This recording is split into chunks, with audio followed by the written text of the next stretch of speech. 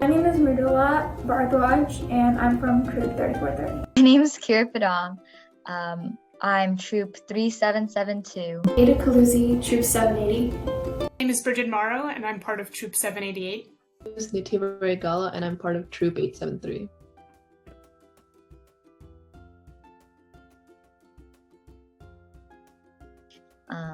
You get to learn a lot about other people, and it kind of gives you a little more empathy and perspective on the world. Gained a lot of insight onto how government works and how policies are created, how policies are debated on, and basically just how policies are crafted in order to appeal to the other congressmen.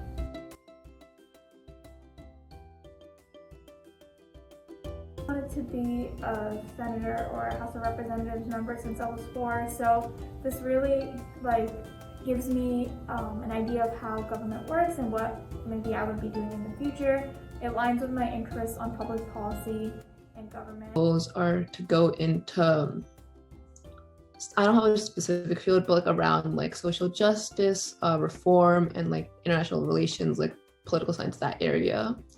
So by doing this Congressional Aide program, it kind of helps you see what goes in the public policy side. And I felt like going in public policy and doing stuff like that would allow me not only to see more about other career fields that I otherwise would not get to experience, but also seeing how I can connect my different passions together, and showing me that, at least from the week I've had, no day is like the other day. So having that constant change, which is something I really like.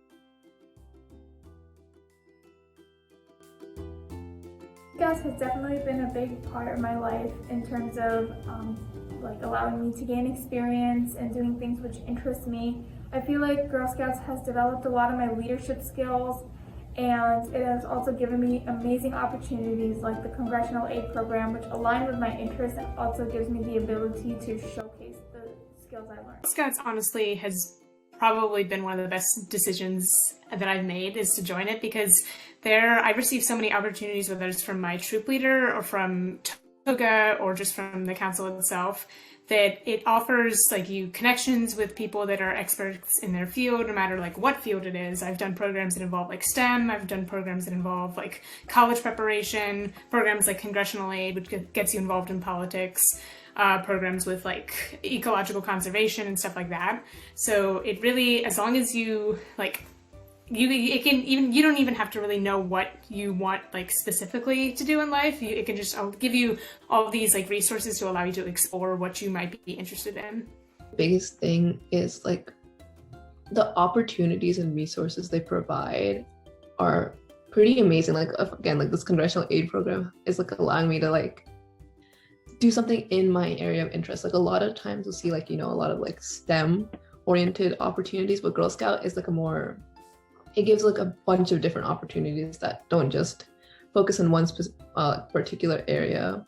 So, and then I would say all the badges, just getting the experience, interacting with a lot of people, broadening my connections and network. And one other thing I would say is being a service unit delegate, that I think is definitely a pretty great opportunity. Just listen to other people, get their opinions, and take that higher.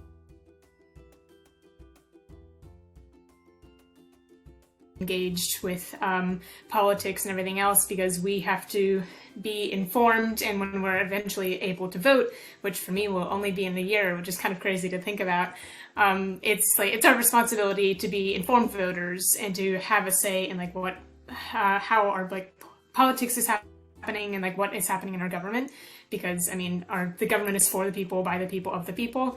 So we should be more engaged. That way we can have some sway in what's happening. I think that civic engagement is really essential for a society to thrive. I really believe that every individual has a voice, and that voice matters. In order to make our society better, we all need to speak up for what we believe in. We all need to fight for the rights that we want to see. And we need to ensure that our government is fair and equitable. And I feel like the best way to do that is through civic engagement.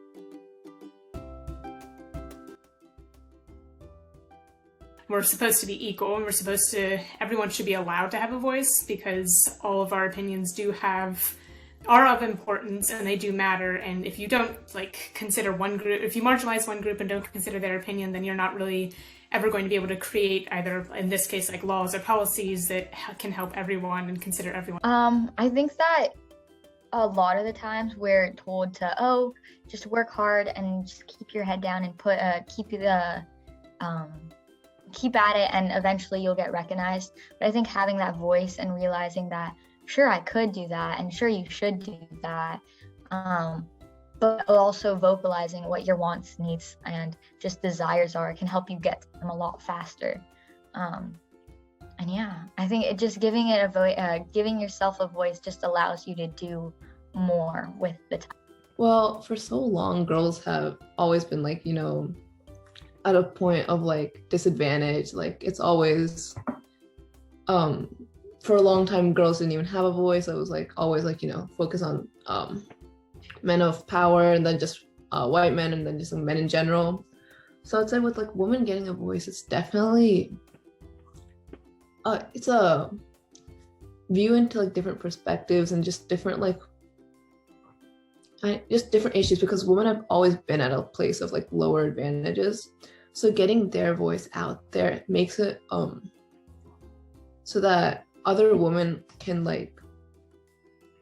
be put on more equitable, I would say, standings. Representation is incredibly important in having a country that represents everyone, obviously.